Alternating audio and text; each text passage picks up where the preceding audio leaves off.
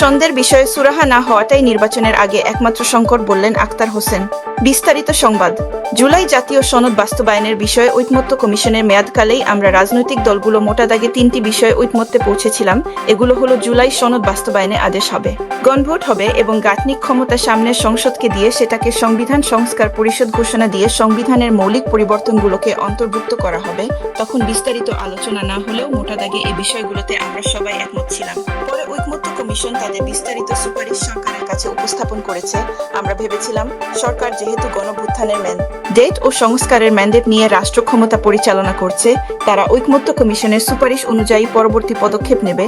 কিন্তু সরকার নিজে থেকে দায়িত্ব না নিয়ে সংবাদ সম্মেলন করে রাজনৈতিক দলগুলোর দিকেই আবারও সংস্কারের বিষয়টাকে ঠেলে দিল। এটা আসলে সরকারের একটা গা বাঁচানোর মনোভাব থেকেই হয়েছে। আমরা রাজনৈতিক দলগুলো পরস্পরের সঙ্গে দীর্ঘ সময় আলোচনা করেছি। বিভিন্ন বিষয়ে আনুষ্ঠানিক অনানুষ্ঠানিকভাবে আমাদের যোগাযোগ চলছে, কিন্তু সরকারের কর্তব্য হলো তারা যেহেতু সংস্কারের ম্যান্ডেট নিয়ে ক্ষমতায় এসেছে, তারা জুলাই সনদের পরিপূর্ণ বাস্তবায়ন নিশ্চিত করবে। যেসব দল জুলাই সনদের পরিপূর্ণ বাস্তবায়ন না চেয়ে আংশিক বাস্তবায়ন চায়, সরকার তাদের বিরাগভাজন হতে চায় না। এ কারণে তারা সাহসী সিদ্ধান্ত গ্রহণ থেকে এখনো দূরে রয়েছে। সরকার রাজনৈতিক দলগুলোকে আলোচনা করে মতৈক্যে পৌঁছাতে আবারও সময় দিয়েছে। সেই সময় অতিক্রান্ত হয়ে গেছে রাজনৈতিক দলগুলোর মুখাপেক্ষী না থেকে। সরকার ঐকমত্য কমিশনের সুপারিশ বাস্তবায়ন করে জুলাই সনদের আদেশ জারি করবে।